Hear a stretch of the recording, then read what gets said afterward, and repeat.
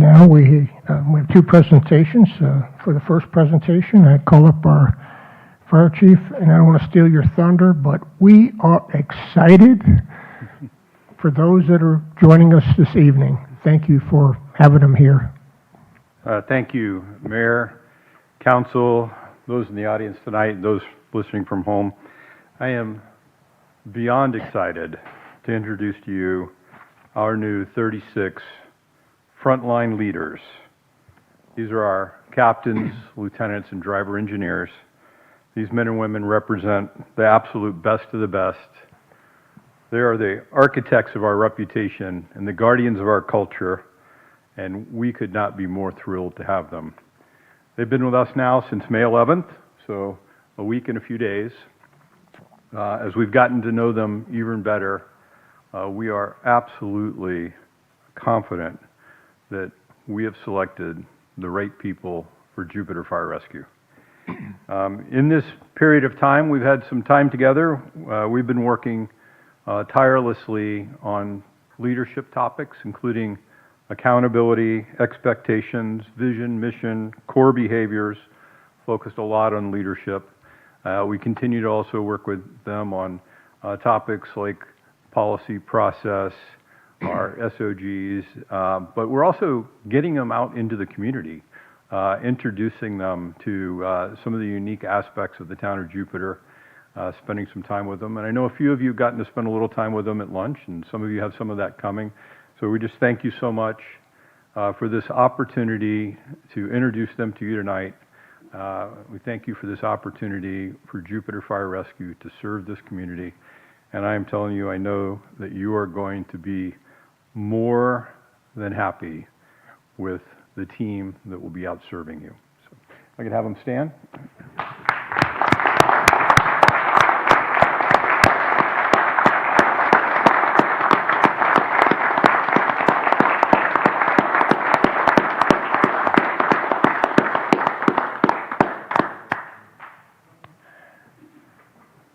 So you guys can have a seat. Just a couple quick other updates beyond the introduction. I just want to throw out two other topics. Fire stations. So on May 15th, we received our stocking permit for our two new fire stations. Chief Martin had furniture delivered yesterday and today, and it's already being assembled. At the end of this month, we'll have our TCOs, our temporary COs on these buildings, and we'll occupy our two new buildings by June 6th. And that is coming really quick. And then, again, Chief Martin has been doing an incredible job. You know, I tell you, he's done so much for us. He's in charge of all of our logistics, supply, support services. He's been doing like the lion's share of the work here lately, you know, getting all the things we need for a fire department. And he was able to get really push, and he got all three of our fire engines delivered to 10-8 on the West Coast, where they've been completely outfitted. And I think on Thursday, Chief Martin and a team are going over to pick up our three new fire engines and bring them back here. So that's also very exciting. So that's all I have for you tonight. Short. These folks have been here since 7:30 this morning. So I'd like to let them get out of here. We appreciate it. So, if you have any questions of them or of us? I think each of us did have the opportunity to have a luncheon, a quick luncheon meet and greet, and we welcome that, right, everybody? Right. So we welcome you to the Town of Jupiter team, or as I told you when I met with you, we're more excited than you are. And unless there's any...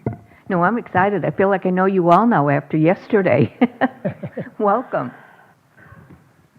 Yeah, my meet and greet's coming up, so I get to know you folks in a little bit, but we'll let you go home because it's late. So.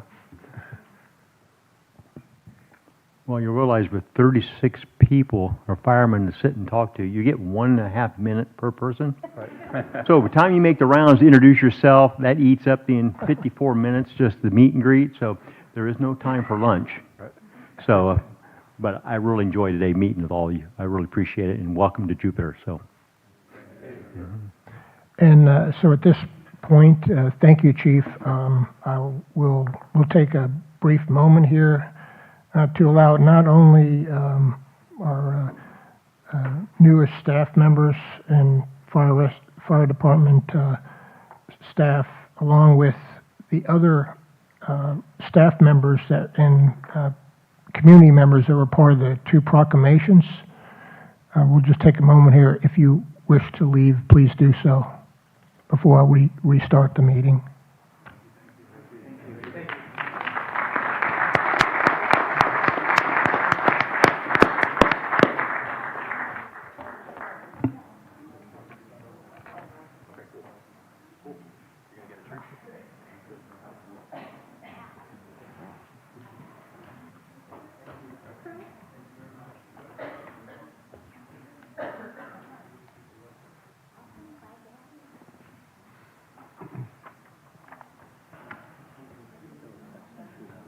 Did you do your meeting here last week? Yeah.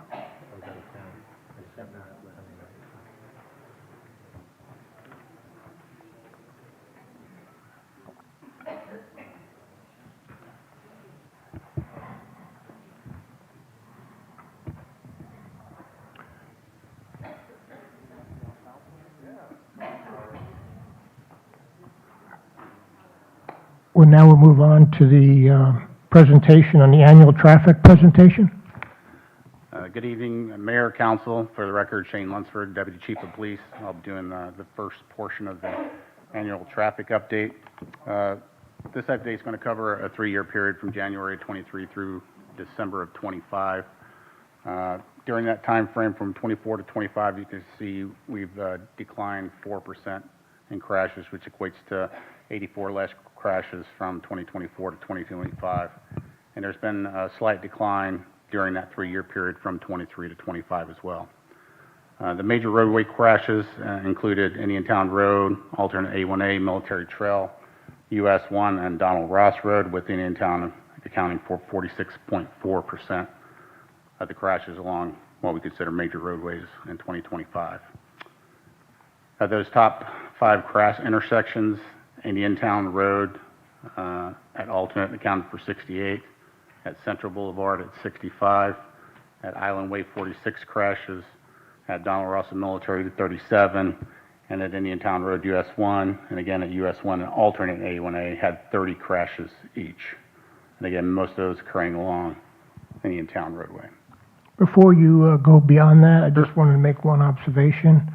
For the members of the public that are here or watching, this is a very special annual update we get because it's the opportunity for we on the council and the public to understand what the trends have been.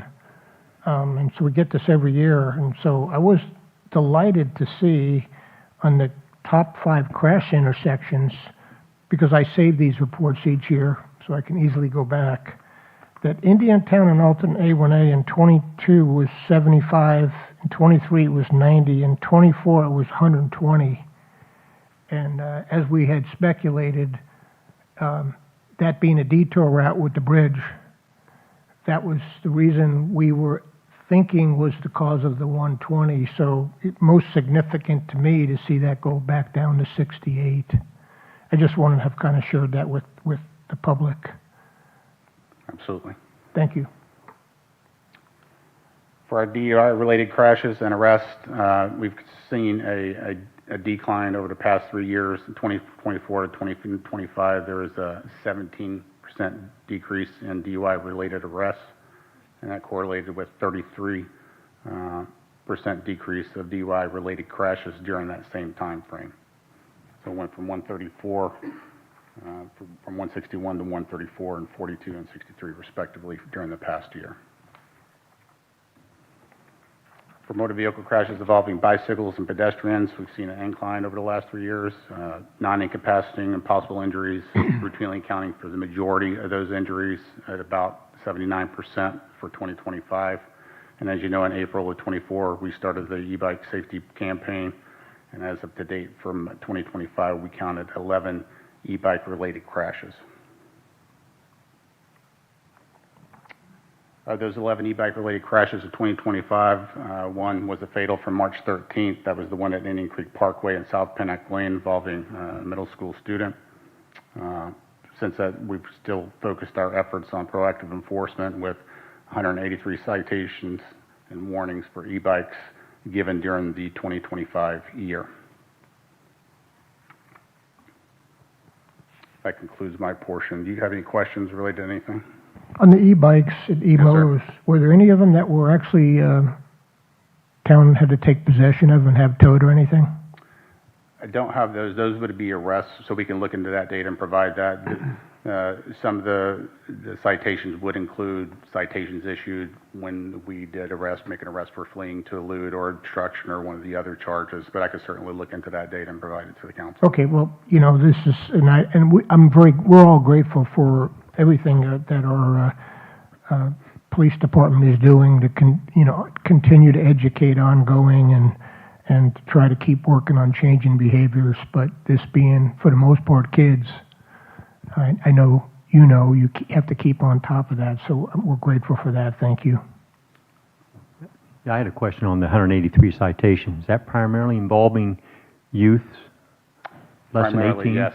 We could look at the stats and data, but most of our focus, and just so you know from some of the efforts we do, and it's a daily effort from both day platoons, they're directed each day at the end of release for both middle schools to do extra patrols and high visibility, not only to enforce traffic, but specifically for e-bikes, because we know that's a high time frame. So most of those citations are going to be related to juveniles and not adults.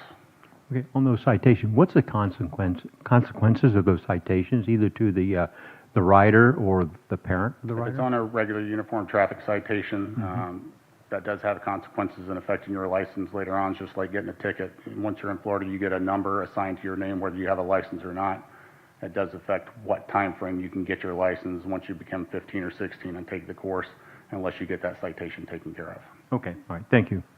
Just a question on the citations, and we've talked about this in the past on the e-bikes. How many citations are put against somebody before it jeopardizes either their license or a future license, if at all? And do you know how many of the citations are multiples to an individual?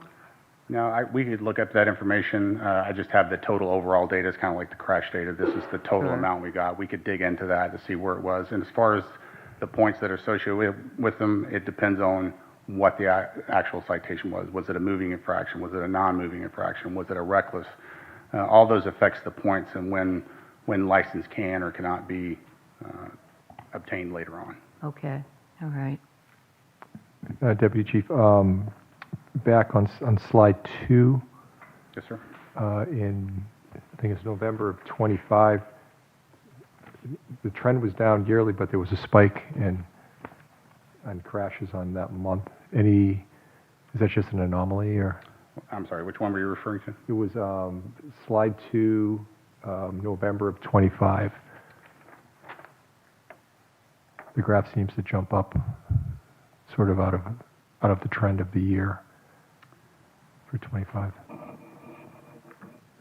Don't know what the idea. jump was. However, that might be worth looking into to see what was going on during that time frame. Is that November? Yeah, we could take a look at Yeah, that. I was just November curious, this timeframe. might be an anomaly or just, And It what do you could be. attribute to the decrease in DUIs, crashes and arrests?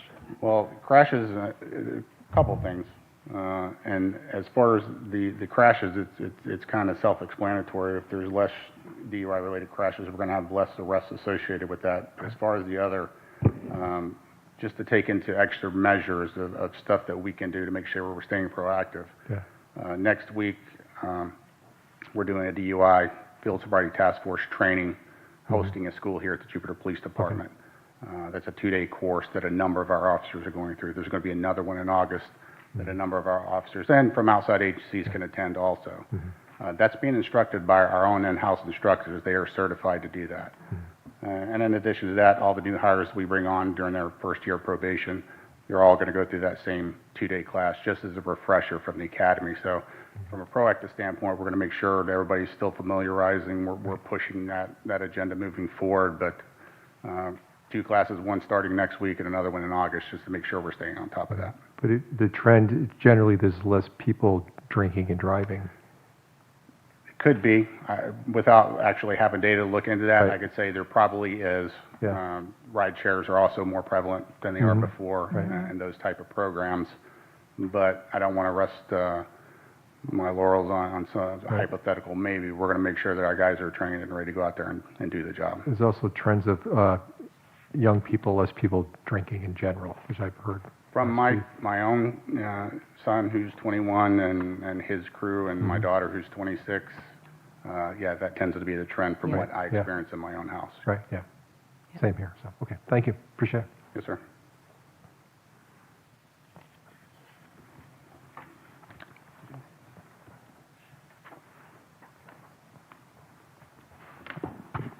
For the record, CJ, traffic engineer. George is also here to answer any question you possibly have. Each year, we evaluate the traffic condition on Indian Town Road. This year, we evaluate the condition during the peak season, 2025, and also beginning of this year, as well as the August in all peak season. We focus on the travel time index, which is very popular, the measure of effectiveness that the people are looking at. And this TTI is derived from the big data platform. Primarily is the pro vehicle based database from a nationwide database. The TTI is simply the ratio of the actual travel times compared to the free flow travel time. So a value of the 2 indicating the actual travel time for this segment is twice as much of the travel time during the free flow conditions. And the value of 2.0 or higher indicating that this segment is at its physical capacity, which is corresponding to level service E. During last year, February and March, TTI on most of the most critical segment on Indian Town Road exceed 2.0 in the AM peak for the eastbound traffic and PM peak for the westbound traffic. After the signal timing was improved, implemented in the mid-April last year, the TTI was improved substantially by 30%. Beginning of this year, the entire corridor got retimed by the county again, and the TTI was able to improve slightly. And right now, the TTI is around 1.5 on the average in both AM and PM peak, but the day-to-day variation in the travel time is still remained significant.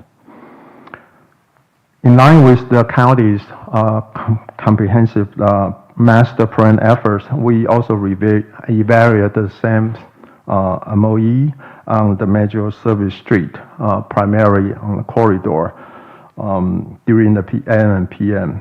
The TTI on most of the corridor remain below 1.5, 1.6, which is a pretty good conditions. And those, but a handful that does exceed, like Indian Town Road, indicating 2.0, indicating the overcapacity condition again.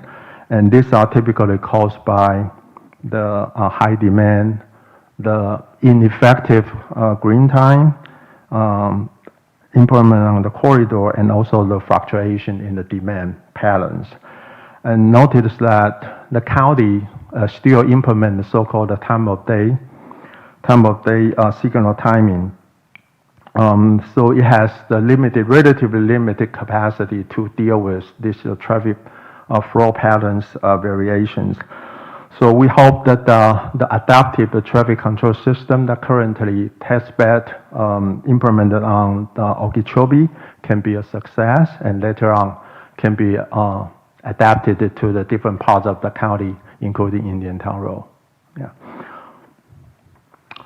We do have several signalized intersections.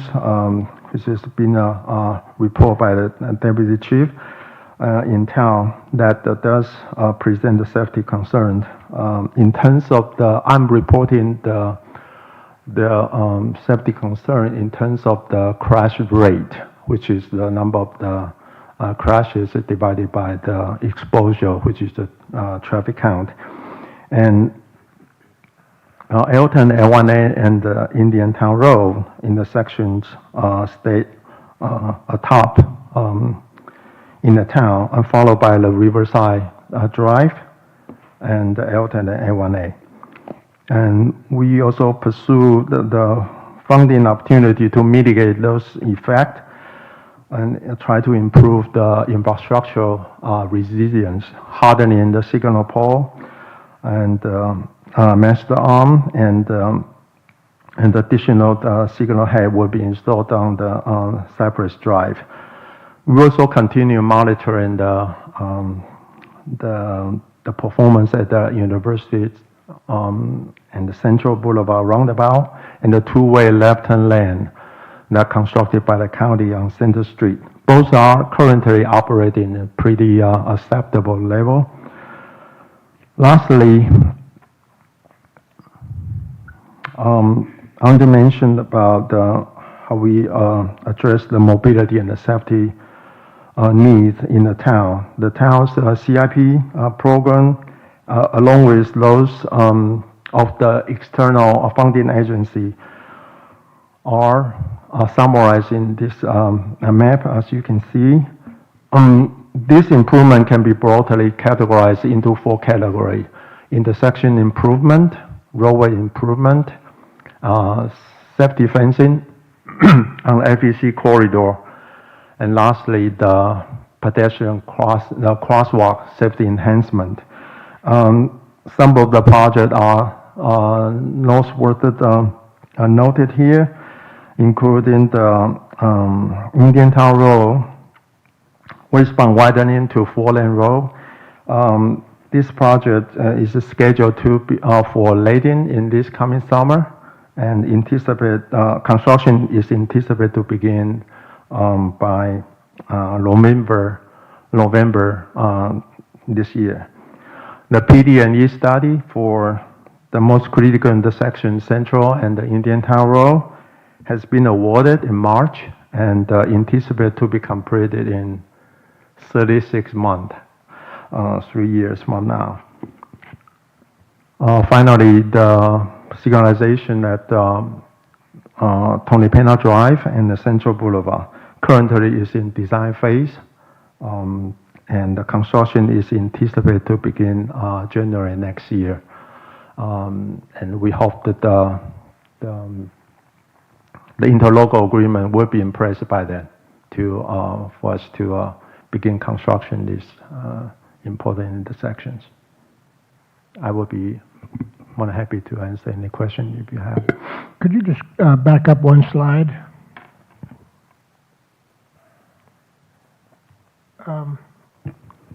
Just wanted to really more point this out to the public. You know, you can comment about it, but, you know, the 59% on Center Street, the two-way left turn improvement that was done, that's from Loxahatchee River to Indian Town Road, and that being the same upgrade that the county is planning to do from there all the way east to Alton and A1A. I think it's significant for those members of the public that, you know, had any concerns about that project. You could just see having a dedicated turn lane results in a very, very significant reduction in crash frequency and crash rate. So you'd expect the same when they do the project further to the east, correct?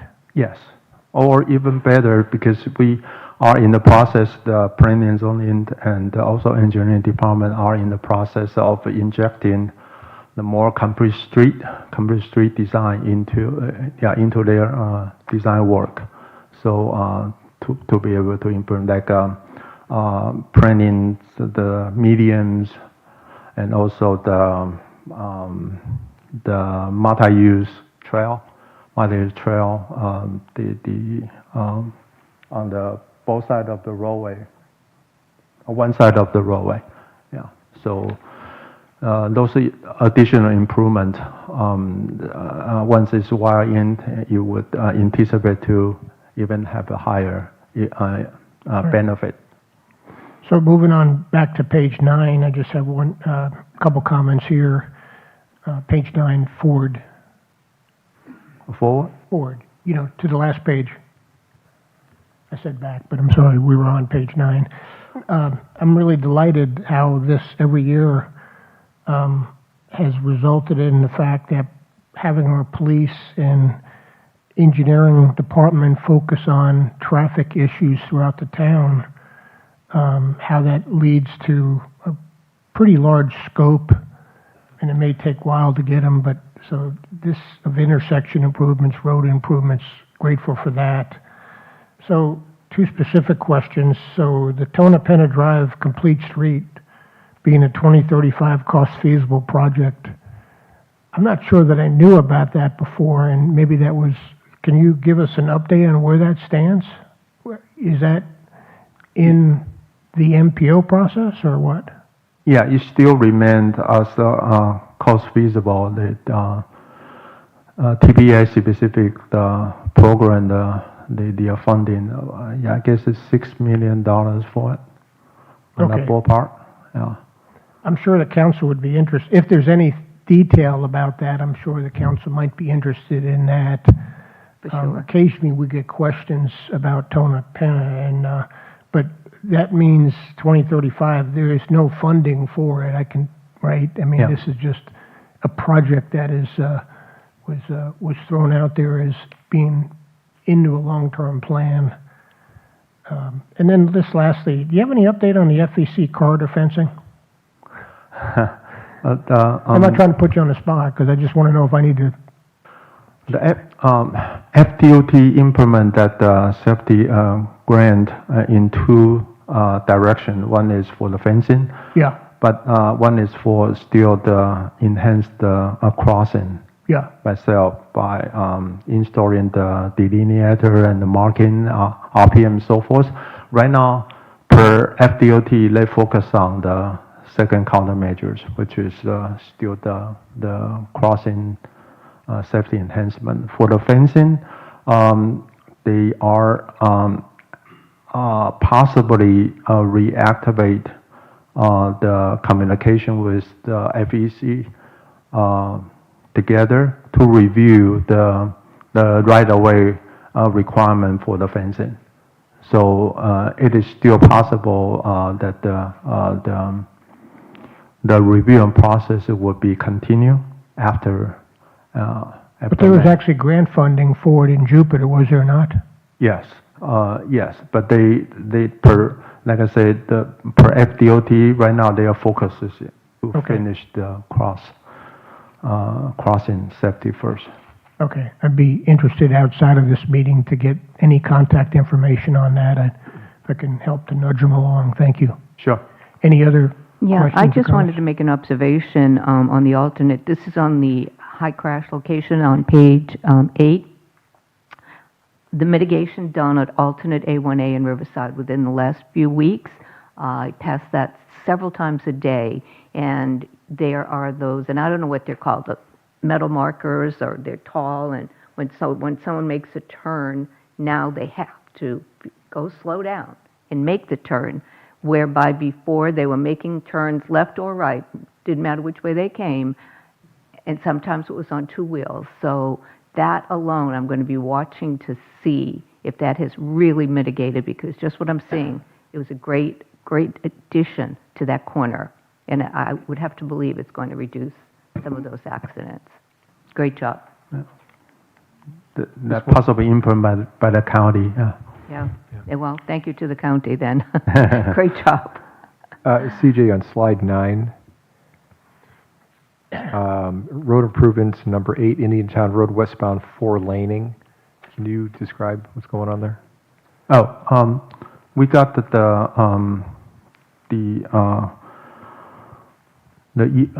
Congress earmark funding for that, and originally it was to improve, to widen the the second phase of Indian Town interchange improvement.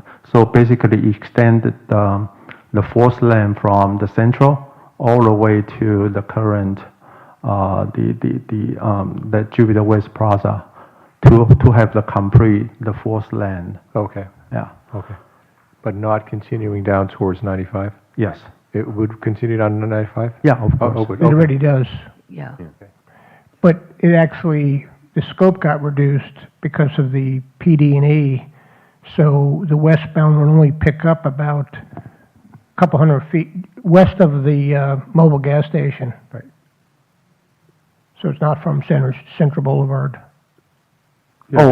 Yeah, Oh, there were like land acquisition issues, correct, with the gas station? yeah, for the gas Will station. that ever change, or is that a permanent situation? No. Yeah, okay. Yeah, FDOT decided to set aside the right-of-way acquisition process and then to be able to expedite that project. Okay, There's hope because it's encompassed into the PD&E study for the intersection.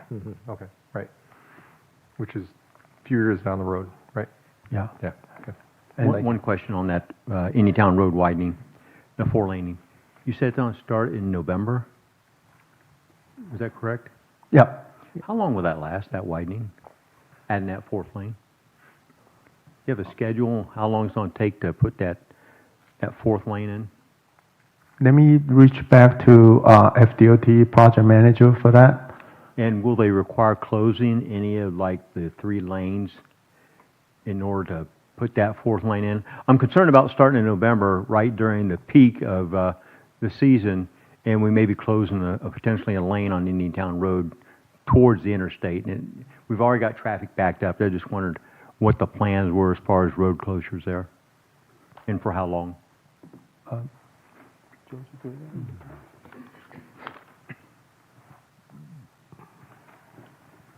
George Zama, for the record, Deputy Director of Engineering and Public Works. So DOT actually let the project, and the bids came in, and they are actually evaluating the bids now. So it's a little earlier than expected. So they hope to begin construction sooner than November. Either way, we are going to be impacting into season. I would expect the project to last at least 8 to 12 months. But we will get confirmation, as CJ said, on the construction schedule when the construction contract is executed. As far as maintenance of traffic, the intent is to keep all lanes of traffic open. Good. And, if there's intermittent lane closures, they try to perform that at night when it's not impacting traffic. It's going to be similar to what we experienced with the initial widening project, so there may be some intermittent closures, preferably at night and mostly at night, but there may be some daytime. If it's daytime, it'll be outside of peak hours. Okay, thank you. Have any further questions? Alrighty. Good. Seeing no other comments or questions, thank you very much for the presentation. And now I'll move on to citizen comments. This is the time for all non-agenda items, and it's limited to 3 minutes. And anyone wishing to speak is asked to state his or her name and address for the record prior to addressing the council. Council will not discuss these items this evening, and any issues get referred to staff for follow-up, and then a report is provided to the council, and citizens will be contacted. And so with that, I believe we have public comments Yes, sir. We have 6 speakers tonight. on non-agenda items. Yes, sir. Okay. Our first speaker is Carla Adelsberger, followed by Jen Kleiler.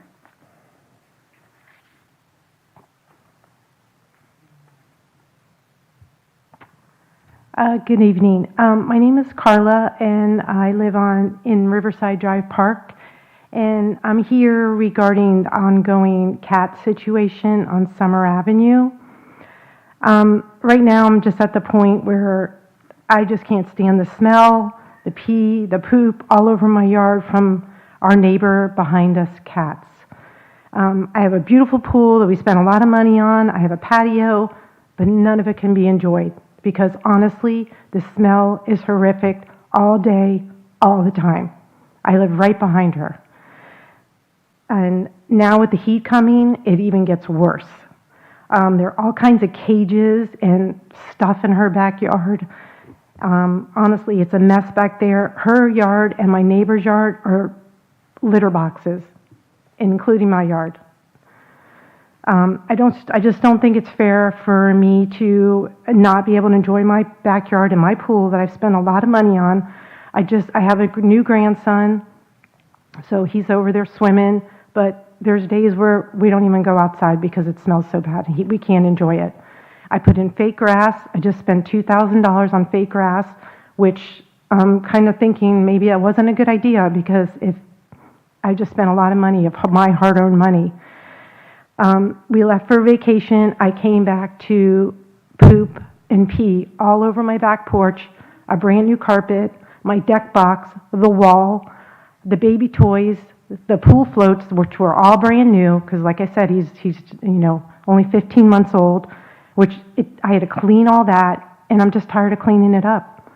I've replaced rugs, cushions, like I said, the deck box.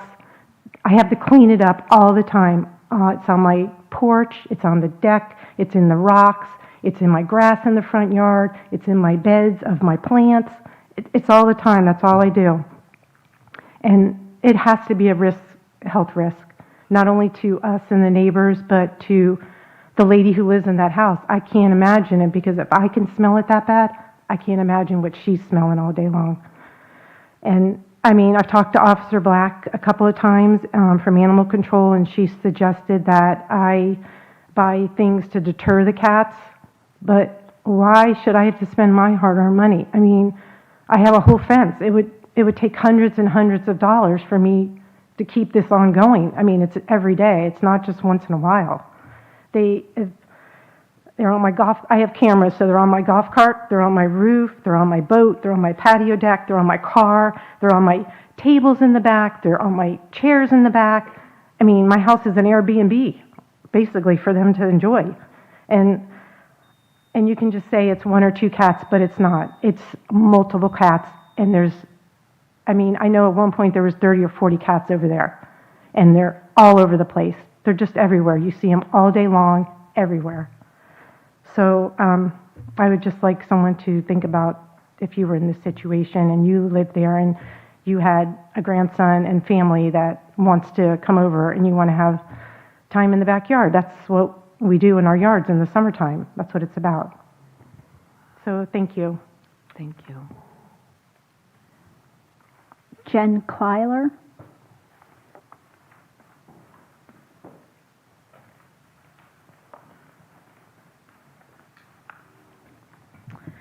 Good evening, Council. Again, just to piggyback on what Carla said, I'm here tonight regarding the ongoing health issues in our neighborhood that has affected our residents for many years. We have a neighbor, as Carla mentioned, that has accumulated dozens of cats with no regard to the health and safety of those around her and herself. And for years, multiple neighbors have repeatedly contacted staff within the town of Jupiter, Animal Control, Code Compliance, and the Police Department. Officials have visited the property and issued warnings and code violations, yet the problem continues without a meaningful resolution. This is no longer just a nuisance issue, it's become a public health issue and a quality of life concern for surrounding residents. The ammonia smell outside is awful. And again, I ask you to put yourselves in our shoes. What would you do if you were exposed to this day in, day out? Would you want your family exposed to the persistent odors and the animal waste on your property? We have done our best to follow every channel available to us, and it's cost us a considerable amount of time and money, but little has changed. What has compelled me to be here tonight is that a longtime resident and a truly great neighbor ultimately felt forced to move from his home after living next to this unsanitary and toxic situation for 11 years. I'm truly at a loss. I'm not here asking for any punishment or any additional conflict. I'm simply asking for someone to finally take some responsibility and to stop turfing this ongoing problem to someone else. I believe you're going to actually be receiving some additional emails from the neighbors that couldn't be here tonight, just because we're all frustrated, and we just request some additional guidance on this issue, whether it's contacting the health department, I know code compliance has been out there in the past, but again, no resolution has come from any of this, and it's just been going on for far too long, costing us way too much time, energy, and money, and it's affecting our health. Thank you. Our next two speakers are Peter Pullen and Leanne Lawbeck.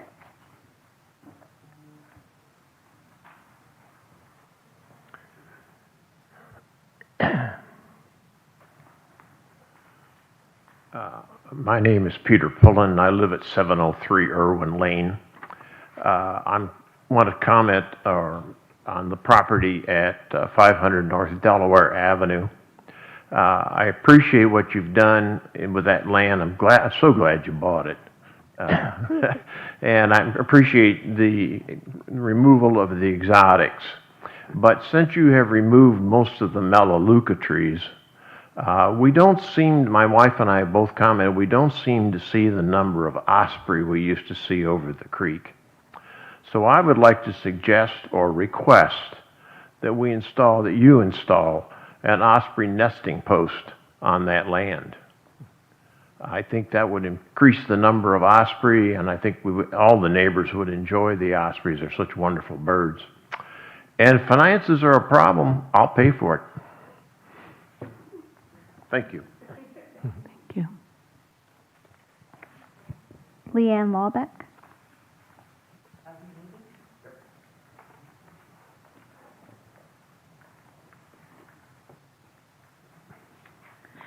Good evening. So I'm glad to hear that we're celebrating Arbor Day in the town of Jupiter. I do wish that we had been able to save the tree in Cinquez Park a little bit better. I know that there were promises made that it would be left as is, but it does look like construction has breached into it. It's not going to be able to grow any further, and it has unfortunately been damaged with the construction from Cinquez Park Fire Station. I believe I forgot to mention, hi, my name is Leanne Lawbeck. I live on Carver Avenue, for those of you who haven't met me already. I do hope that we'll be able to enjoy the park soon. I know that construction is never fun for anyone, and I'm excited to see things wrap up, for the porta potties to be gone, for the construction vehicles to be gone, for the park to be usable again, and for there to be a sidewalk towards the bus station that my son takes again, and fewer hazards for the children of the neighborhood.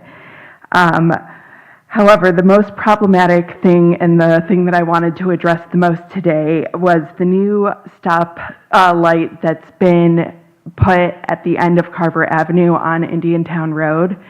For those of you who haven't seen it, it's for some reason shorter than normal stop lights. It's directly in your eyes, whether you're driving or walking down the road. You can see it for the entire length of Carver Avenue, whether you're walking or driving.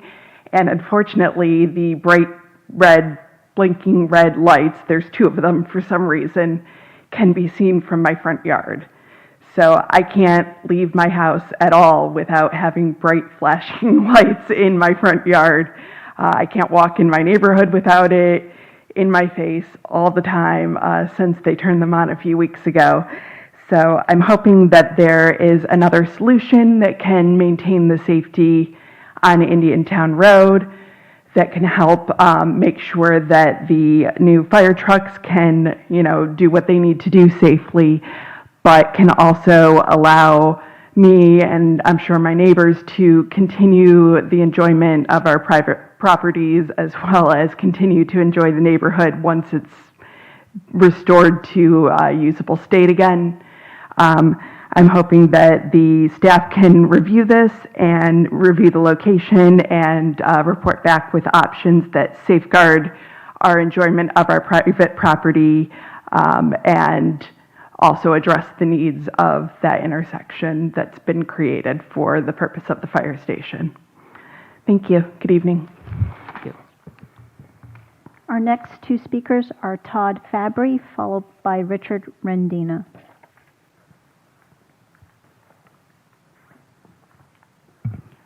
Good evening, Mayor and council members. Todd Fabry, 20145 Southeast Bridgewater Drive. Wanted to just briefly speak in support of, I believe, a letter council may have gotten a copy of towards the end of April, early May, and staff regarding supporting the idea of allowing concurrent processing of site plan applications alongside related land use and zoning applications. Concurrent review benefits both the applicants and the town by giving staff and council a more complete understanding of a project earlier in the process, allowing policy decisions to be made with the benefit of actual site planning details rather than in the abstract. It also improves the efficiency of reducing unnecessary delays and duplicative review cycles and costly redesigns that can occur under a strictly sequential process. In today's environment, in rising construction costs and financing challenges and rapidly changing market conditions, timing is often critical to whether a project is able to move forward or not. Importantly, allowing concurrent submittals does not reduce the town's oversight or public input in any way. The council still retains full authority over the approvals and hearings. It simply creates a more coordinated and predictable review process that benefits all parties involved. Many jurisdictions already utilize this type of framework because it helps streamline administration, encourages quality investment, and allows projects to move forward more thoughtfully and efficiently. I believe this may have been a previous policy that was somewhere along the line may have been changed to not allow the concurrent review, but would like just to respectfully request that you consider change to that policy if possible. And thank you for your time and consideration tonight. Thank you. Our final speaker is Richard Rendina.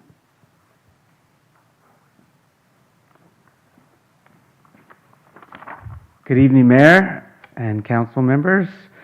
My name is Richard Rendina. I live on Pennock Point Road here in Jupiter. I'm also the CEO of Rendina Companies, located in Jupiter, Florida, and Abacoa, and been a Jupiter resident for 20 plus years.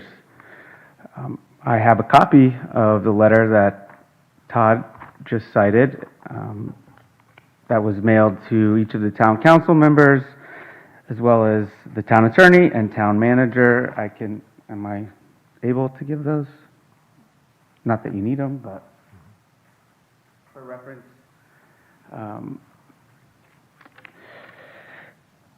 My father, Bruce Rendina, along with George Guardiola, were involved in the original development of Abacoa, including portions of the commercial and town center development. Groundbreaking was 1998. 1999 of the town center. Mayor Koretsky was elected in 2001. I'm here tonight as follow-up to my April 30th letter. I'm asking for consideration of a simple policy adjustment to allow for concurrent processing of site plan applications with land use or zoning applications at the applicant's option. While I call this a change, it's really more of a return how the process worked for many years. I understand the current approach was implemented with good intentions during 2022, 2023 time period when council member Cheryl Snyder was serving. I believe the intent was to improve efficiency, help applicants such as myself, and manage staff workload. But in practice, it's having the opposite effect. Disappointed to see that Councilmember Sundstrom isn't here. She's the only one on the dais that I've spoken to directly about this. And maybe you're able to speak to her about that. But today, both council and staff are being asked to make decisions in a vacuum. Without a site plan, without knowing what will ultimately be built, it's very hard for council members and staff to be able to approve a zoning text amendment, a land use change, without knowing what the developer's intentions are with the site plan. Staff puts in the time, but without full context. Council still makes decisions, but without full visibility. And the process adds time in an environment where timing matters. Costs change, markets move, projects become harder to deliver. The adjustment does not reduce oversight. It does not remove public input. It simply gives everyone more complete information earlier in the process. And that's the goal. So I would respectfully ask that the town council and staff review the policy and bring back a recommendation for an optional concurrent process with appropriate guardrails. Thank you. Thank you. That was it in the public comments, correct? And we don't normally comment, but I'll just run through so those who took the time to come here understand.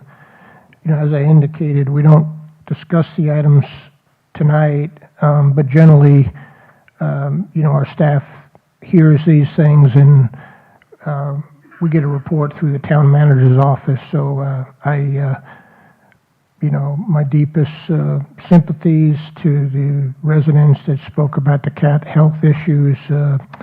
I thought that had gone in a better direction some time ago, so hearing the update, we'll get an update from our staff through our town manager and see what, if anything, can be done regarding the comment about our property acquisition on Delaware and declining osprey population. I'm sure our staff will follow up on that item. Regarding the comment observation with regard to the lighting on Indian Town coming out of Sinquez Park area for our fire department. We'll get a report, I'm sure, on that, if anything can be done about that. And then in the last items, the fact that Councilor Sundstrom is not here doesn't disadvantage you in any way, because we wouldn't be talking about it tonight.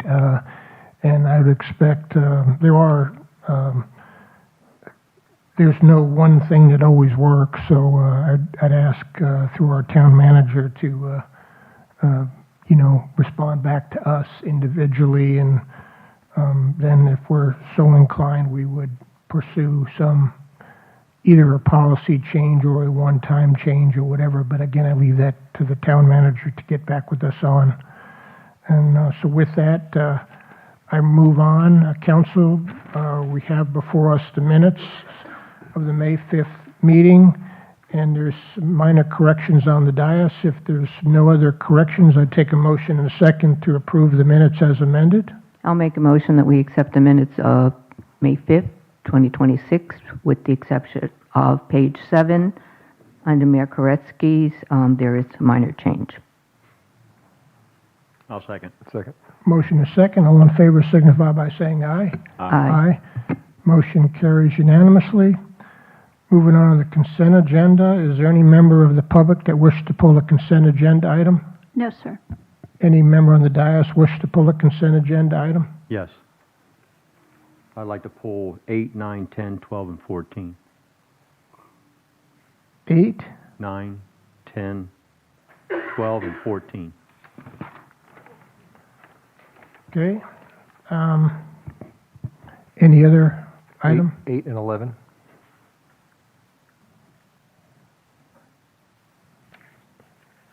Any other item to be pulled? No, not on my part. So much for consent. I'll take a motion in a second to approve an amended consent agenda consisting of items 6, 7, and 13. So moved as amended. Second. Motion in a second. All in favor signify by saying aye. Aye. Aye. Motion carries. That was unanimous? Well, yeah. One question of item 6 was postponed? Yes, Okay, all right. that's on the amended agenda. So yes.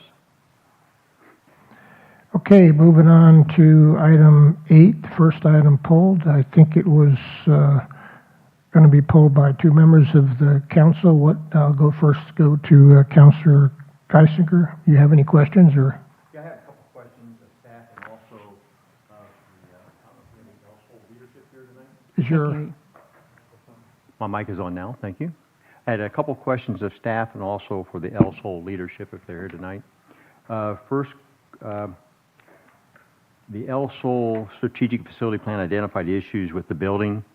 For example, needs painting, windows need to be caulked to prevent water intrusion, stucco needs repaired, roof needs minor repair, and the front door replaced. If the Third Amendment is approved by the Town Council, will the Town Building and Engineering Department conduct an inspection of the building to verify whether or not these conditions are valid? Yes, they will. So that is the plan? Yes. Okay. And the second question is, if they're found to be valid, will the town develop a plan with cost to make these repairs and present this to council for consideration and obviously with appropriation at a later date? Hopefully before the end of the year, maybe? It's likely that, as with any capital improvement plans, that those would be part of the capital improvement project and subject to council's approval and appropriation. Okay, so that we'd include some type of CIP then for it? Okay. Yes. All right. And my questions to El Sol. Whitbeck, right? Suzanne, yes. Suzanne. Whitbeck.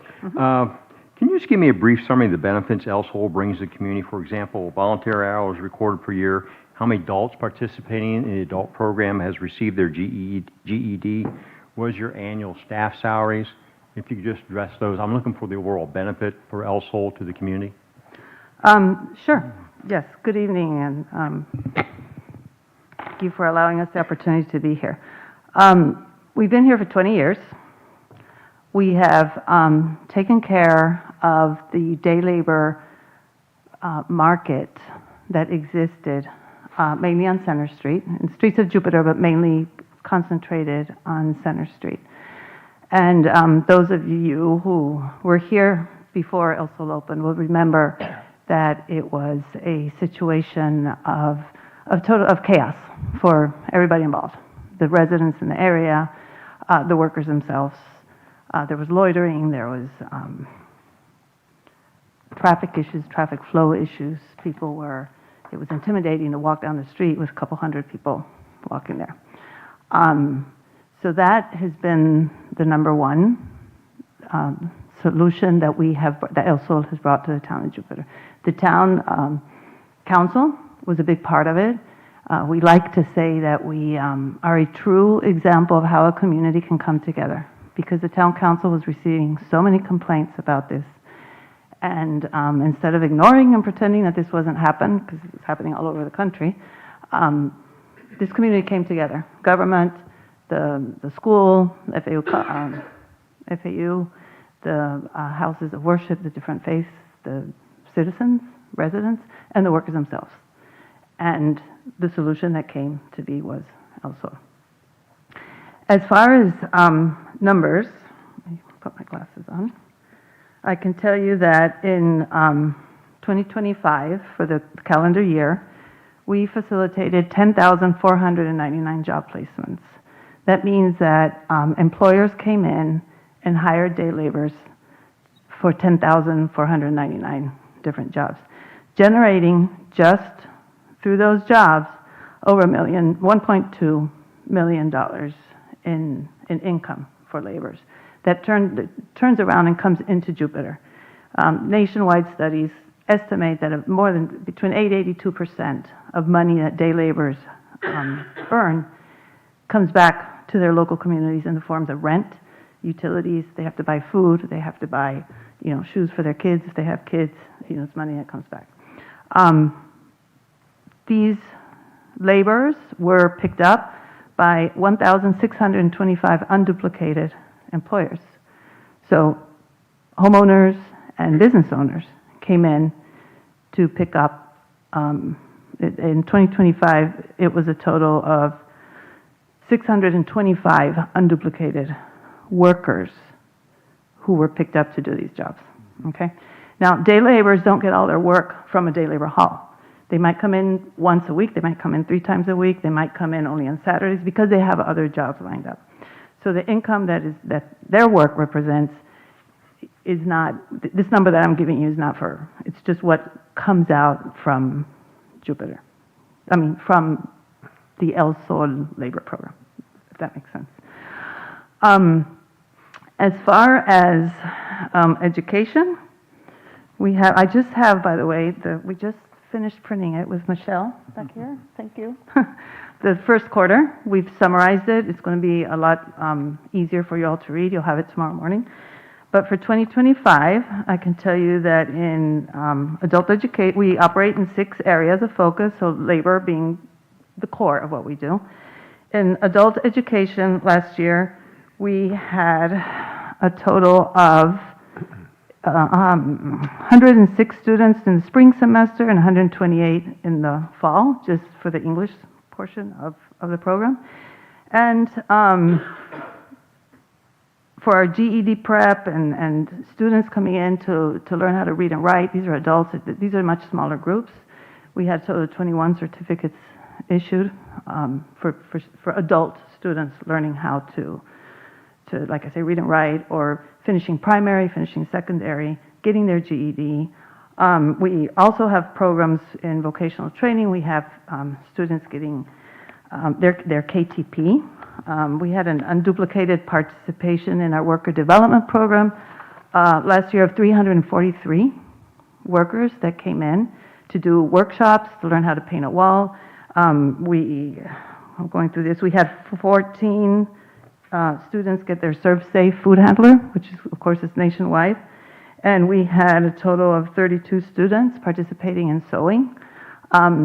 These are skills that they can take with them and help them earn a living. Okay? This is very, very I quick, think you but pretty well covered a lot of the benefits. so. I mean, I could go on. Yeah, I know. You've seen, But I did have one let me just question, tell you if- with staff real quickly. We have a total of 13 full-time staff members and between 12 and 14 part-time staff members that changes based on our nighttime classes. Mhm. And what's their annual salary? This year it's budgeted just around $1 million. Okay, all right, thank you. It's fairly significant, so. And one last question, if your lease amendment is not approved, what is the impact on your ability to raise funds, operating funds? I know you look at grants and private donations, and stuff like that. Absolutely. Our budget for this year is, our cash budget is just at about $1.8 million. And about $1 million is budgeted to come from grants. We will not be able to write a grant and ask for funding without a lease. Nobody's going to give you money if you don't have a place to give your programs. The rest of the funding comes from private foundations, many who are local, and they also, even though we don't have to write a grant, they also want to know that we have a solid, a place to be able to perform Okay. what we're doing. All right, thank you So very it would much. have a significant impact. I appreciate it, thank you. Thank you. And I believe you, Counselor. Yeah, Suzanne, nice to see you tonight. Just want to start by saying I've always appreciated what El Sol brought to the community and the problem that it's cleaned up over on Center Street and all that. But I remember, I think it was around the time we renewed the last lease that council was, sort of nudge you folks to like, maybe it's not a permanent location to move on. Have you guys looked into any other locations or? We any have. update on that? We have. We have gotten the message that the town's needs are changing and that the space is going to be needed. The real estate market in Jupiter is impossible right now. It's very difficult. We have started looking. We've looked at a couple places. One property, which would be beautiful, perfect, is over $4 million, which first thing we would need to do is raise the money for it. And it's located in what's a residential area. So there's many factors, many challenges that we're facing with trying to relocate, but we understand that, that this is what you all are looking for us. Right. But, traffic flow issues for the morning labor, when drivers are coming in with their trailers and everything, you can't just do that in a Oh, residential I understand, area. yeah. But So- my, But we have started looking. I don't have a problem with renewing the lease. It's just the 5 years, I think it is a bit long. I was more in favor of a 2 over 3 with options, but I don't know if I can We support a need, 5 year. if I may, we need time I understand. to raise the money and to find this. Okay. Have you raised any money? We just allocated a capital reserve fund, but it's not even $1 million yet. Okay. So we've got a way to go. Okay. Again, it's But hard. you're in the process of, so you've got $1 million put aside? Not quite yet, but yes. Okay. And we're also in a process, we have to do programmatic strategic planning, which will also influence our space needs, right? So Okay. Well, that's all. Thank you. so that's the Appreciate it. time I'm Okay. looking for. Thank you. I understand that we have 4 members of the public that wish to speak if in fact this item was pulled. Yes, sir. Can we?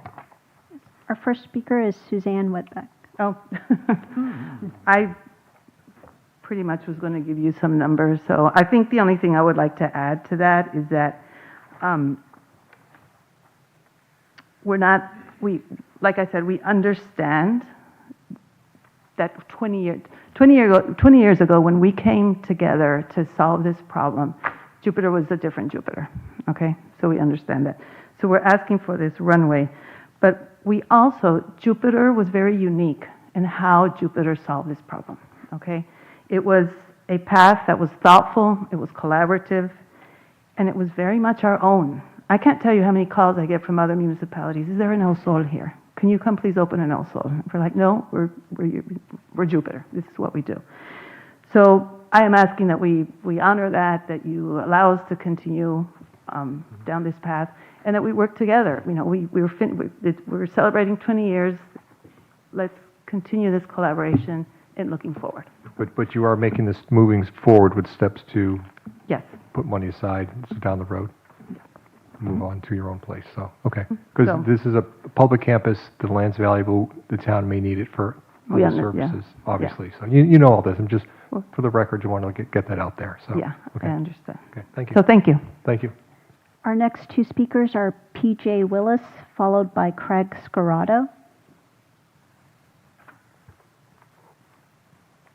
Good evening. My name is PJ Willis. I'm the current chair of El Sol. So thank you for having us tonight. I'm here to share 20 years ago, history of Jupiter, been defined by a commitment of our neighbors. It's a story of a community organization growing intentionally, logically, and naturally alongside the residents we serve.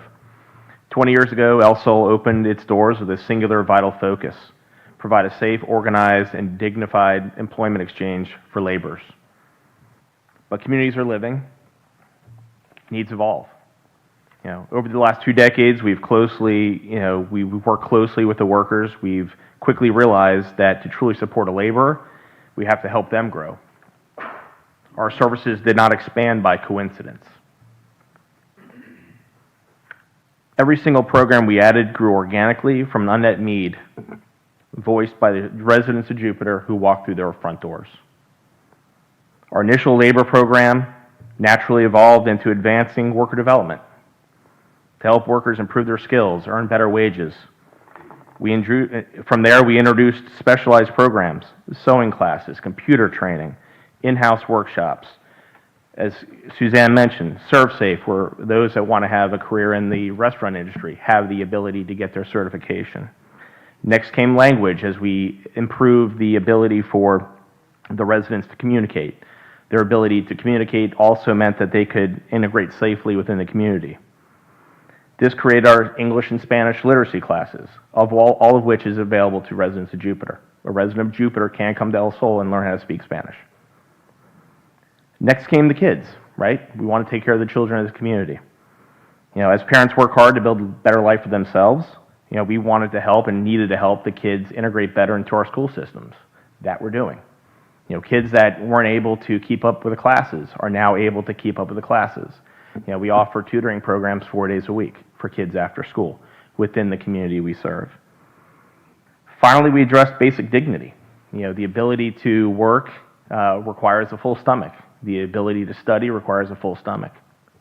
Through our collaboration with Cross Ministries, we offer a food pantry, 2 days a week, to provide those within the community that are food insecure access to those needs, also available to the town of Jupiter. So while we understand the town is looking for us to find a new home, as Suzanne mentioned, Jupiter is an extremely difficult place to find properties. It's not going to cost $1 million. It's not going to cost $2 million. It could cost $5 million. It could cost $10 million based off of who we're competing with in the rest of this country. So we would prefer a longer lease so that way we have the runway needed, and it also takes the stress off the staff. You know, as Suzanne mentioned, we do employ quite a few people that also live in this community.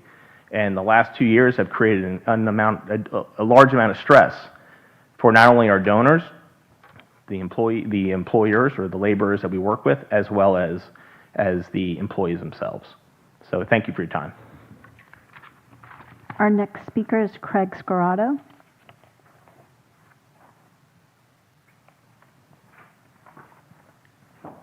Good evening, Council, Mayor. I want to represent the practical side of El Sol. I'm a resident of Jupiter, 18319 Oak Leaf Drive, for 36 years. When I first moved in, was part of that Center Street hustle, looking for people to help me maintain my yard, help me paint my house, do those type of things. I've had very successful businesses in Palm Beach County, hosting Kravis Center, City Place, the Fairgrounds, food and beverage, and very formidable kitchen cabinet business, doing kitchens in thousands of homes here in Jupiter. So my story is that in those first days when I was needing labor to help, I went to Center Street and it was a shuffle. Then when El Sol came about, I had an avenue. I had a safe avenue. I had names. I had representation. I was able to identify what their skills were and use those skills. And I was actually able to help those people move on in their life, helping them get their naturalization, helping them learn a language, and helping them become mainstream. At the same time, they were helping me, both on my personal side and the business side. I currently have an employee who was naturalized from Cuba a few months ago, and he's learning English so that I don't have to use Google Translate to help him along.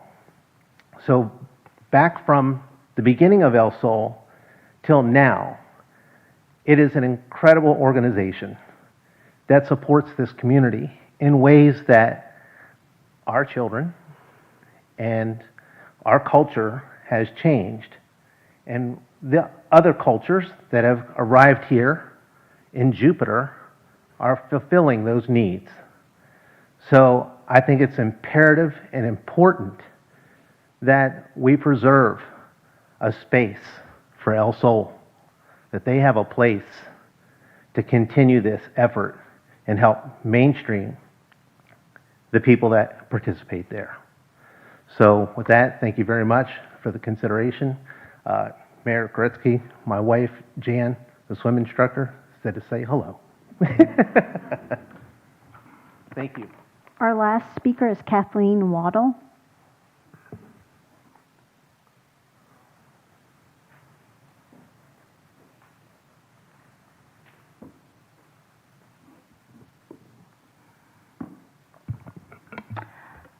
Good evening. My name is Kathleen Waddell, and I live at 6502 Winding Lake Drive, Jupiter, Florida, for over 33 years. I want to speak in support of El Sol and the Jupiter Resource Center. In 2024, there were over 352 active community volunteers who contributed over 9,600 hours. Since 2012, I understand there were over 900 individuals who reached out to volunteer in a variety of programs. In 2016, after retiring from the U.S. Army and then from the VA Medical Center, I, like many volunteers, looked for a place to be productive and to be able to use my talents and experience. Volunteering supports physical and mental health, working with others, giving back to our community, providing purpose in our lives, enhances well-being by opening up networks that increase socializations for those of us that are aging. Activities of gardening and assisting with foods prep and service allows gentle exercises and positive interactions with clients, workers, and staff. El Sol also provides available worker clients to assist with difficult tasks that need to be accomplished in our homes, whether it's cleaning, gardening, or assisting with hurricane shutters, or helping with family members. I am grateful for what El Sol has provided me and our community. El Sol is a gem in Palm Beach County. As an aside, I understand there are stories of employers who come from Miami or Port St. Lucie to pick up willing and well-trained workers. I strongly encourage you to consider the value El Sol provides to your community campus. The impact depends on El Sol. The positive impact on the Jupiter community depends on El Sol for their purpose in life, their positive activities, mental health during our aging years. I encourage you to extend the lease as long as you can. I want it to be extended until I finally retire. Thank you. That was it on public comments? Yes, sir. Yeah, I'll go ahead and start up here to comment. So I'm very familiar with El Sol. I'm grateful for the volunteers, the organization, the volunteers that have volunteered there over many years. I'm grateful for the widespread public support that provides funding and grants that has kept it going. I certainly don't want to take a step backwards. I'm grateful that in our package on page 9 and 10, it was very thoroughly done by El Sol, providing they looked at strategic options, and it's extremely challenging in not only this market, but in this country at this point in time to pursue anything else. I recall how often the town has leveraged the existence of El Sol to reach out to part of the community that we had no other way to reach out to and educate about different matters and what have you. And it's my recollection that our neighborhoods department, who has always worked closely with El Sol, in fact had asked during, I think it was COVID or whatever, for Cross Ministries to be located there, basically to provide food source during those difficult times, or it might have been before then. So, and you know, that's the partnership that has gone back and forth. So it exists to this day because my recollection is town actually asked for it to be put there, and bingo. The lease that we have before us, which I support, has a termination provision which has existed in the prior lease. Is just a repeat. It's a 5-year term, and El Sol can serve notice within 30 days if they decide they wanted to move elsewhere. And the town would need to provide at least 6 months advance notice. So we have provisions there if something were to come up that we needed to take some action. 6 months is certainly an easy enough time that we could deal with that. So I don't see a reason to shorten the lease. I support it as it was presented. I don't know where we'll stand on the dais. I know I heard one for a shorter lease, and if I need to, I'll pass the gavel to make a motion. I'd like to make a motion, unless there's any other comments, for the town to enter into a 5-year lease with El Sol for the property at 106 Military Trail. As presented? As presented, yes. I'll second that. My questions were answered. It's fine. Okay. Okay. I did have comments. Oh. I'm sorry. It's okay. First of all, I want to thank El Sol. Your generosity to the community with volunteer hours, all of you. It is so appreciated. Also is an economic search engine. There is no question. Your laborers bring their income back into Jupiter. I do support a renewal of a lease of 5 years, but I don't support extending it. I think I would like to just see a 5-year lease with no extensions. And this, I think, should give sufficient time to work on your reserve funding. Real estate is very difficult. I appreciate that and I understand that. But at some point in time, you're going to have to spread those wings and figure out if there is an opportunity. And hopefully, some opportunity is going to come along. 20 years, you've done an amazing amount of goodwill to the community. I've been here for almost 30, so I watched what you did, how you did it, how the town got involved, how the ministries got involved, in all of the services that you provide. Again, I support a 5-year lease. I do not support extending lease renewals. I think the motion and the second on the floor is to approve the lease as presented. So I'll first. Correct. Yeah. So I'll call a vote on the motion as presented. All in favor signify by saying aye. Aye. Opposed? Opposed. Motion carries 3-1 with the Vice Mayor dissenting. Okay. Thank you. I'll move on to item number 9. This item was pulled by Councilor Geisinger. Yeah, I pulled 9 and 11 because they're fairly similar contracts for consulting services. So Okay. the questions I have to ask for our Director of Engineering pertain to both, so hopefully it'll expedite some of the Q&A portion of this. So if you would, I'd like to start out with Director Zama. Would you please review the selection criteria that the town used for these consultants for both agenda items agenda items 10 and 11? Yeah, sure. For the record, George Zama, Director of Engineering and Public Works. So both of these contracts are similar. They're just different scope of services, as was mentioned. The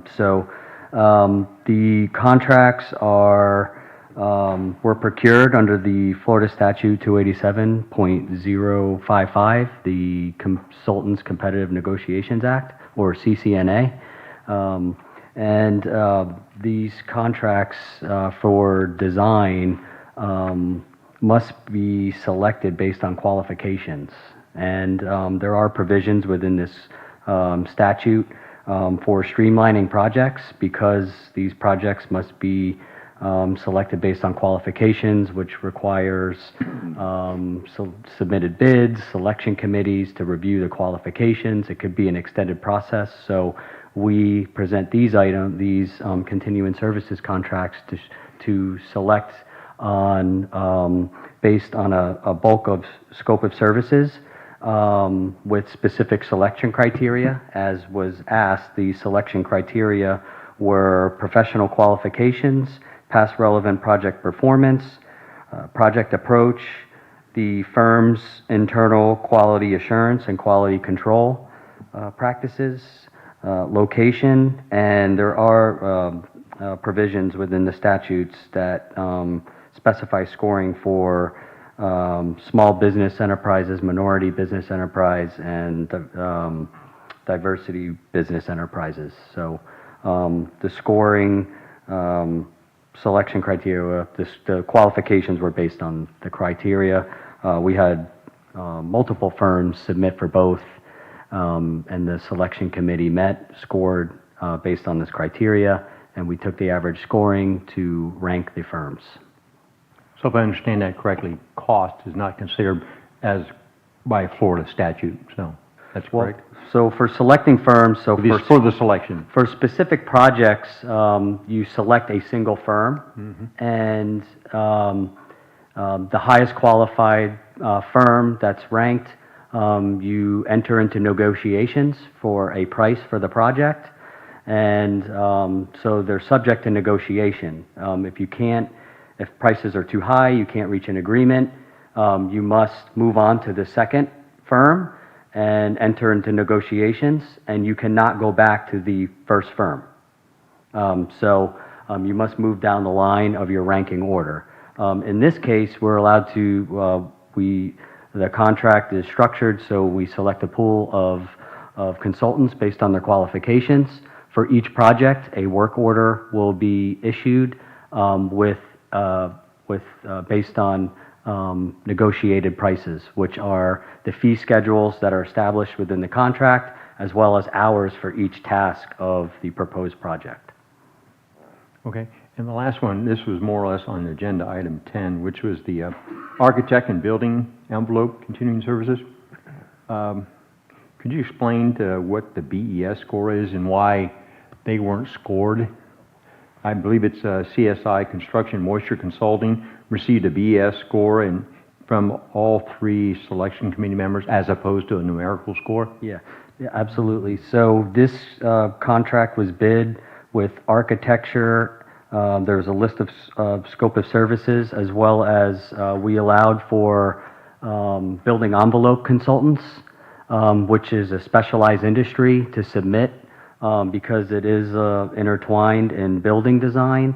So we wanted to give opportunity for those types of consultants to submit a bid. The town does have a need for a specialized consultant for both design and analysis of our existing structures. So we had one consultant that selected as a standalone building envelope services consultant, and they were the only firm, so we selected them just based solely for building envelope services. All right. And my last question, relative to Resolution 32-26, is it the plan to remove 2 of the contractors from that resolution? Yes, if there are no other questions, which I'd be happy to answer if there are. Well, let's go to the questions first, and you can address that later. So Absolutely. I think my question is geared to what you're asking. Okay. Staff would like to recommend the removal of 2 consultants from Resolution 32-26, one of which Craig A. Smith and Associates due to a conflict of interest, and the other is Kimley Horn due to failure to reach an agreement for their fee schedule. The town did set a maximum multiplier, which is it's a rate that is established by firms that is over their unburdened internal labor rates, and Kimley Horn actually exceeded our threshold required in the contract, and for equity of other firms that several of the firms met the maximum of 3. Unfortunately, Kimley Horn and the town could not reach an agreement. So staff recommends the removal of Craig A. Smith and Kimley Horn from Resolution 32-26 and to not award the contracts. I'll take a motion and a second to approve Resolution 3226, awarding to 2 firms, Culpepper and Turpinning, and Calvin Giordano and Associates. Well, and actually, there's 3. There's 3 in Chen Moore and Associates. I'll make a motion to approve. Second. Motion is second. All in favor signify by saying aye. Aye. Aye. Motion carries unanimously. Moving on to Resolution 4626, which I believe your question's been answered. I'll take a motion on that. I make a motion to approve Resolution 46-26. Second. Motion is second. All in favor signify by saying aye. Aye. Aye. Motion carries unanimously. I believe you also pulled, did you pull 11? I pulled 11. Is that a question for staff?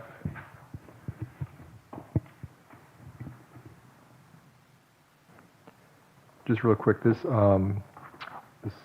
grant, how much is this involved? Because we discussed the seawall at Sawfish. Is this part of that?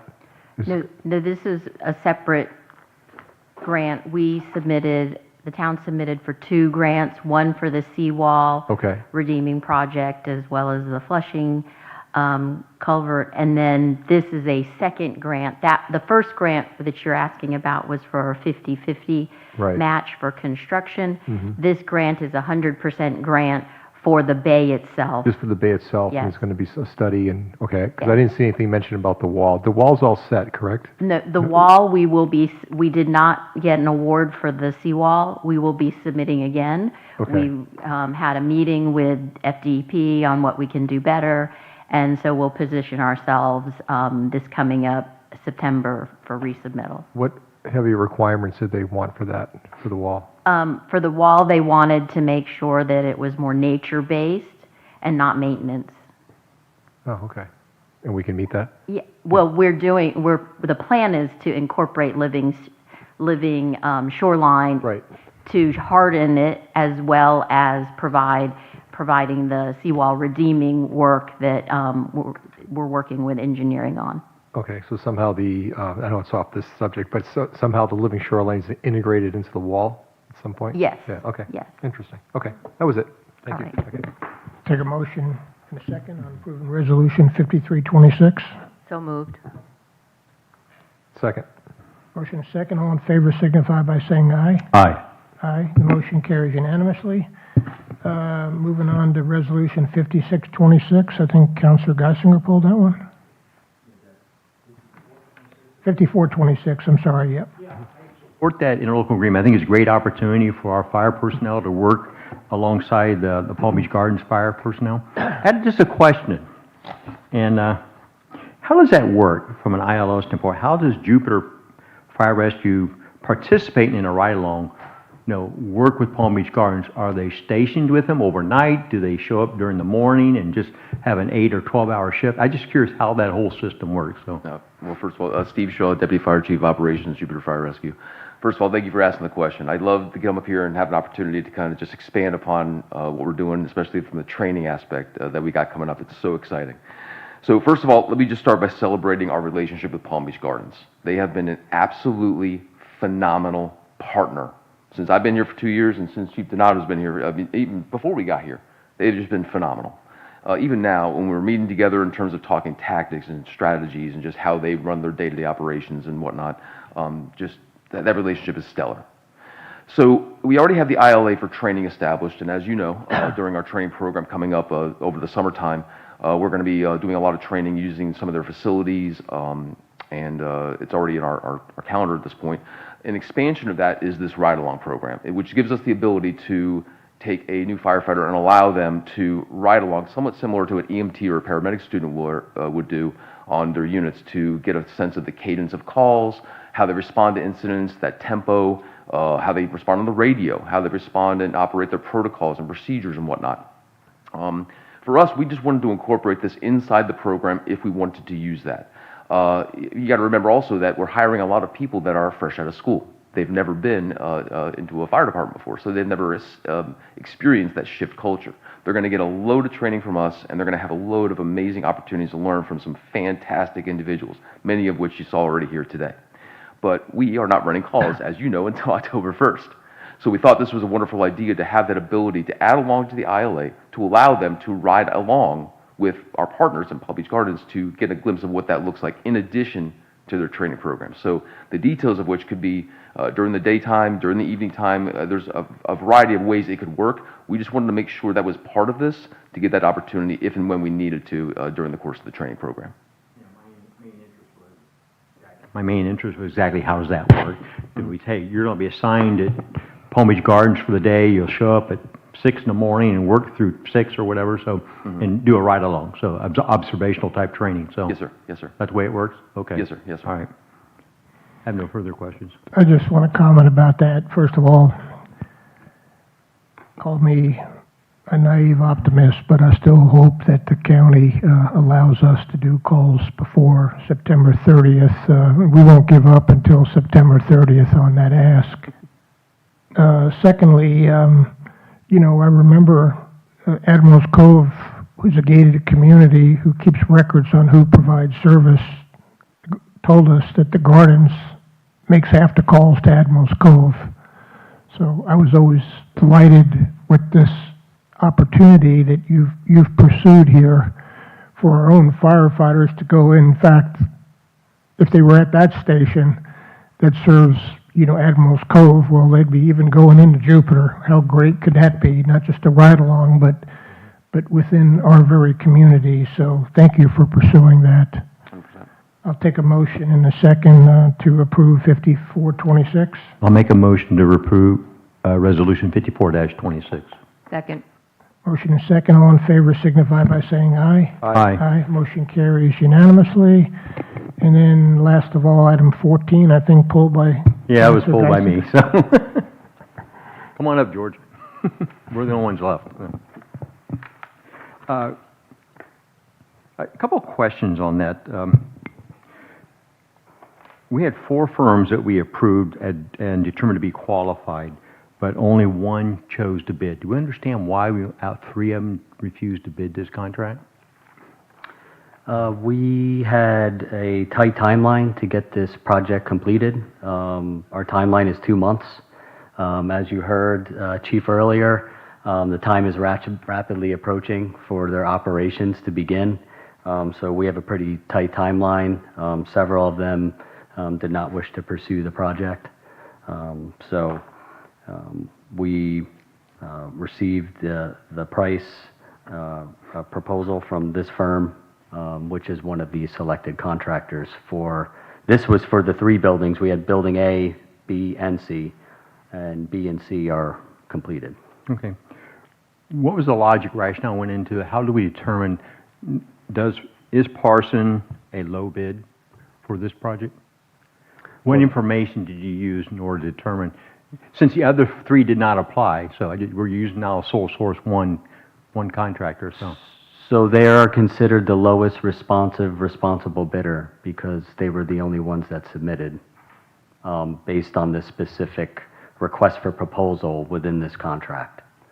So we've done business with them before, we understand their pricing, we think they're reasonable this is $477,000, so. Yeah, we actually requested a proposal from another contractor from another contract, our general contracting, continuing construction contract, and the prices were within reach, within 5%. So, we vetted them, and the pricing is pretty accurate. Okay, all right. And last question. As you know, we're in the process of purchasing a new facility at a new commercial office building at 3126 Jupiter Park Drive. Could you just go through why these renovations are important for Building A over to Public Works and may not be suitable for putting anything else over like fire department logistics, leave them at Building A? Well, we've established a presence for fire rescue at the maintenance facility. This was the part of the original plan. They were actually supposed to be in Building B. Originally, we've changed the scope around a little bit, but we moved we felt organizationally it was best for Public Works to move into Building B, and we can put our efforts into renovating Building A for fire. This is to serve the fire rescue logistics, to store their PPE and other pertinent equipment and supplies. Staff members will be there for their operations, and they already have a facility on site as well for their larger equipment. This is just it was part of the strategic planning efforts to put the logistics at this location. Yeah, maybe the chief can answer it. Understood it's also potentially a safety and security to have it at Building A, particularly if you're storing tanks and stuff of that nature there? Yes, sir. There will be compressed gas cylinders and other equipment that's very necessary to be very secure, especially in our medical equipment storage. So, yes, sir. Okay. All right. Thank you. Thank you. Also, the security aspect that we alluded to was also at the Public Works Yard. If you've been out there, which I think you have, also they have the fenced-in areas out there, along with gated.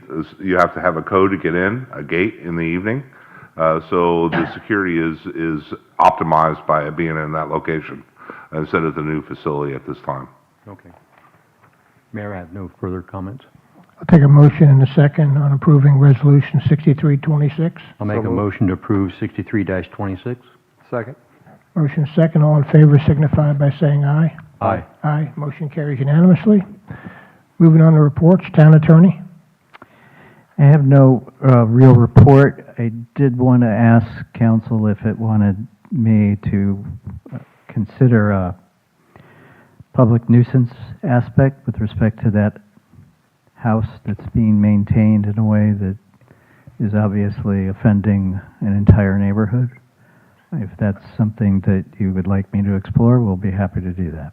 I would say absolutely. Some of my colleagues may not realize how long that's gone on, but it's been going on for a long time. So this is nothing new then? Okay. Mayor, is this the same house?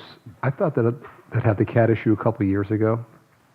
Well, I'm not exactly sure, but it sure sounded like it. Because I thought that was in Paseos, but I might be mistaken. Mayor, if I could, a couple of things. Yeah, I'm glad to hear the town attorney bring that up, because I was having some conversation with our deputy chief.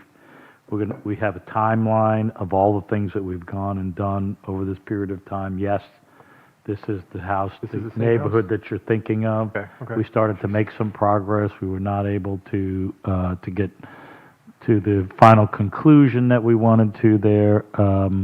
It is a pretty frustrating process for people that live there. Right. And for those involved. So we do have on our list to get the timeline done, make sure we know where we are with things, we have standing meeting with the town attorney on Friday mornings, and to pursue that public nuisance avenue. I think that's probably one of the last avenues we have left. Is that right, Deputy Chief? Yep, I think it's one of the last Just a avenues. question, can you not go with the public health? Feral cats that are, they've been there. Yeah. We've been doing this. It's really just remarkable. It's been Wow. years. Sounds terrible. Yep. Wow, okay. Yeah, I'm in favor of that. So the answer was yes unanimously. Thank you. Town Manager? Yes, thank you, Mayor. So I was going to start out with that cat situation, and so that I've given you that update. Just a couple of things from public comments tonight. We'll be following up on the issues that were brought forward, but I did want to speak just briefly about the banyan tree at the Cinquez Fire Station. That tree has been a priority for us, and we have been monitoring and watching and doing everything that we need to do, and that tree is in good shape with no issues, and so we'll continue to do that as well. We'll look at that flashing signal and see if there's something that can be done there. Also, on the items that Mr. Rendina brought forward, I am working with the Planning and Zoning Director. We're drafting a response. I could share some of the draft with you until we get to the final work, after we get to the final product. So I'll send the draft over to you, and you can take a look at it. So, and then a couple of other things. Yesterday, the town's we continued with the town infrastructure project, and this next portion is fixing sidewalks and repaving roads in Egrets Landing. And we've already started that as construction crews started staging equipment. The project there is focused on replacing sidewalks damaged by tree roots and milling and overlaying the roads throughout the neighborhood.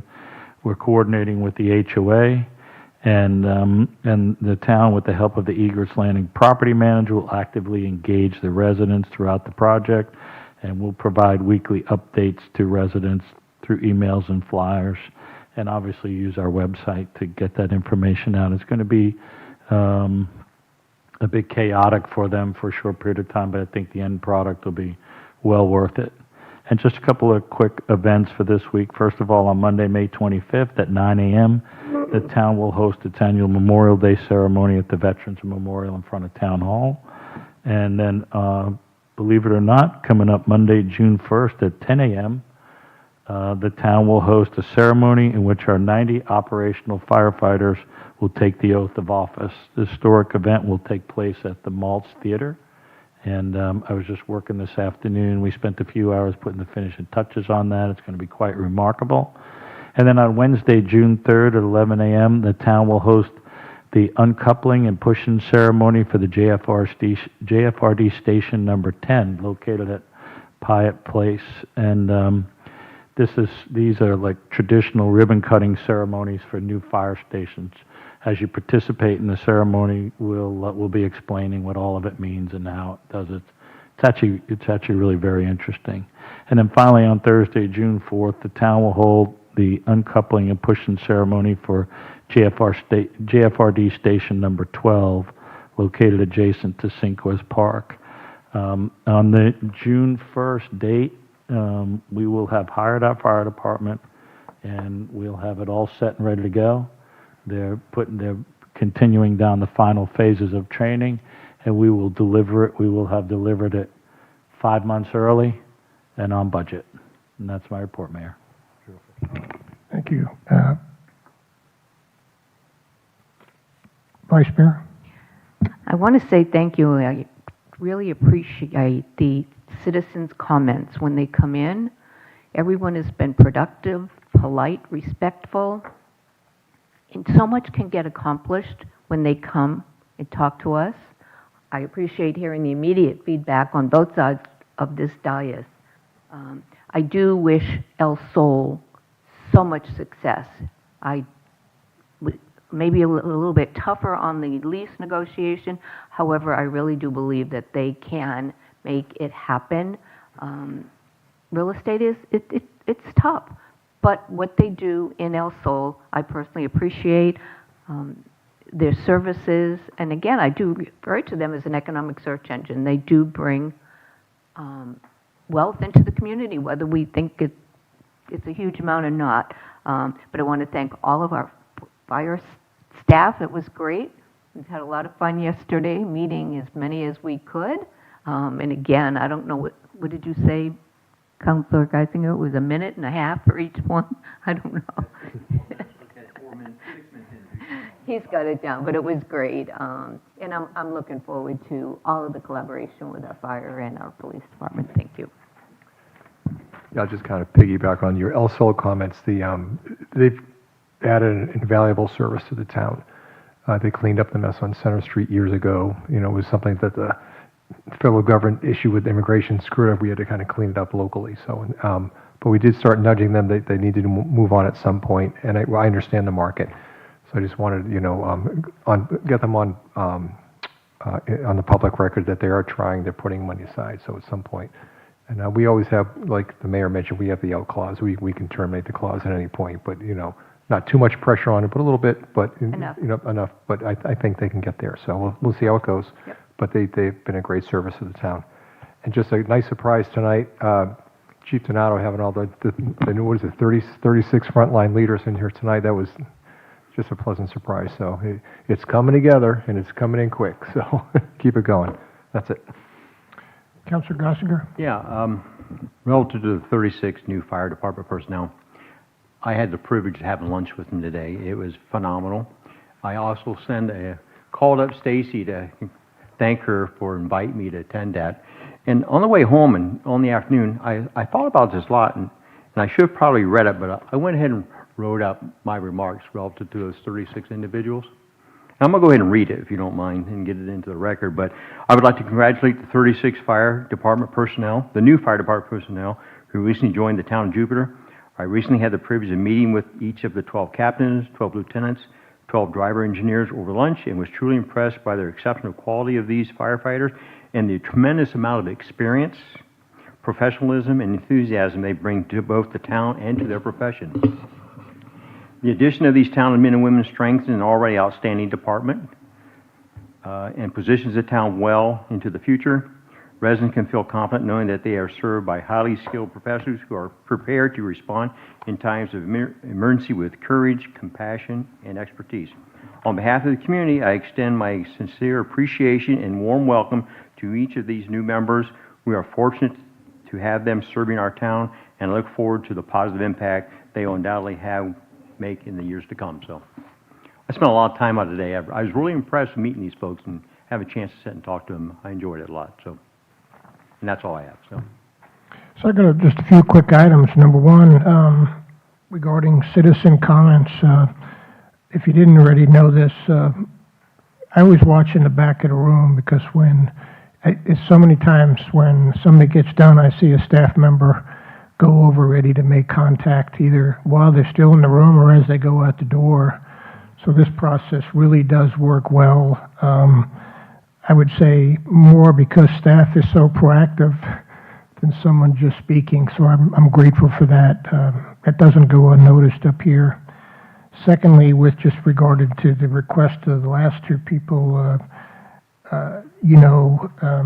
reason I said it's up to staff to come back with us through the town manager is that I don't know the specifics, and generally, I think it comes to us anyway if the town manager believes it should come to us, and so I don't know really the specifics of the history on that, but I do know one thing is we don't want staff to be working unnecessarily on something that we wouldn't approve. So that's why,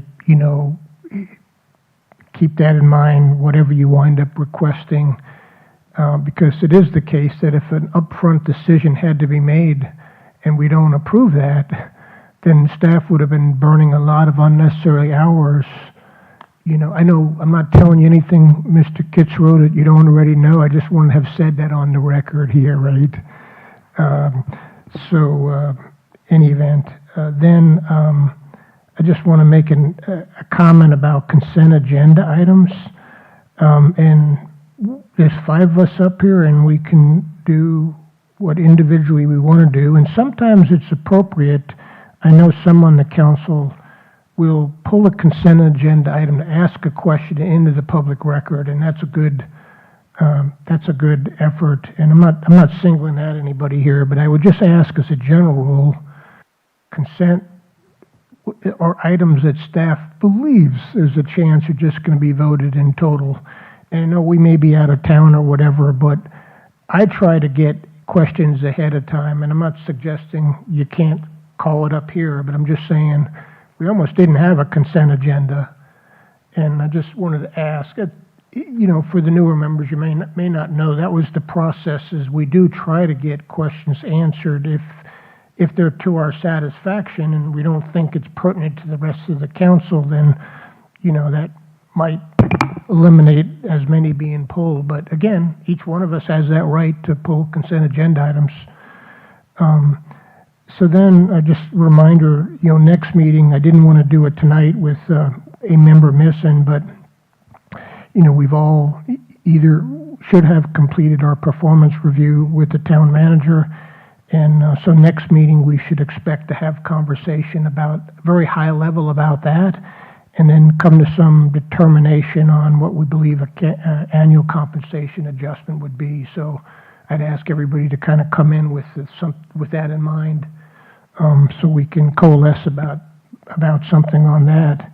And then just lastly, and I'm going to make a pitch here, and I'm going to specifically target the vice mayor only because on this item, you asked questions in line before I even got to them, and this is on the non-ad valorem fire tax. You asked some questions that I thought were great, and then I followed up. And if you recall, we learned that certain types of residential units, the fee was not based on the same scope as single-family homes were. And so that came on the public record here. You asked it, I asked it, and we learned that. And so I just did dig a little bit deeper, and I just wanted to make sure, and I'm bringing this up just so you all understand before the public starts coming out, because there's a letter that's going to show up in their mailbox, and then the second meeting in June, we're going to have public hearing about this, but I'm even more opposed to the non-ad valorem fire tax because I think it's unequitable and unfair, and I just want to point out that, so, and again, this came out from the first meeting, single-family homes, its total square footage, including air conditioning, garage, porches, entries, everything. Well, townhomes and condominiums, for some reason, are different, and that was told to us, and some of this, again, I'm not finding fault with anybody here. You know, there's limitations that staff had with regard to what they could get from the property appraiser's office, so this had to be worked out. But let me just tell you, the townhomes in Mallory Creek that have garages and porches, it's not included in the assessment. So the townhome owners in Mallory Creek are fortunate. They don't have a single-family home because they'd pay a higher fee. The townhomes in Greenwich, in Abacoa, likewise. I went and I pulled addresses, and I looked what the fees are being charged for. You got a garage, porch, entry, you're not paying for that square footage. You're paying a lower fee than a single-family home is. Osceola Woods, ditto. Tierra del Sol condo, ditto. Several of them. I believe, although it isn't finalized yet, that Cornerstone condominium. So it just is patently unfair that the council would assess a non-ad valorem assessment fee that treats some residential properties significantly different and charges them more. In addition to that, I have the issue about how it's a escalating fee on per square foot. But just fundamentally on this, I just wanted to make sure you all had the opportunity to think about this before the public hearing comes up, because I'm going to be more and more vocal about this. I can't support an unfair fee, right? Where, look, and I asked the question, and I knew I wouldn't get an answer from our fire departments outside of this meeting, and I want to put them on the spot.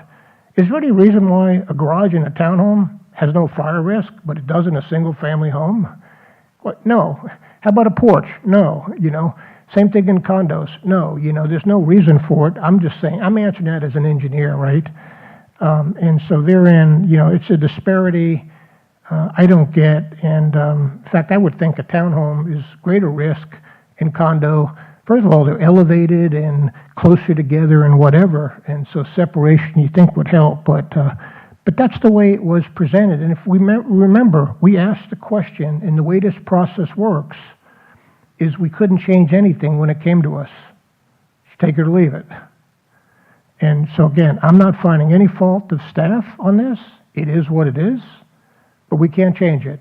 And that's why I'm going to continue to vote no. And if people show up here asking about the fee, I'm going to make sure they understand it's unfair, and I'm going to keep fighting, opposing it. You come back next year and make a fair one, right? But you can't be inconsistent about it. And so with that, time is now 9:08, and I'll adjourn the meeting.